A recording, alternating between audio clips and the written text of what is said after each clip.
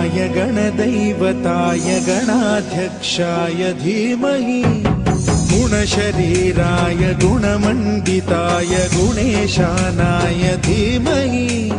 गुणातीताय गुणाधीशाय गुणप्रविष्टाय धीमहि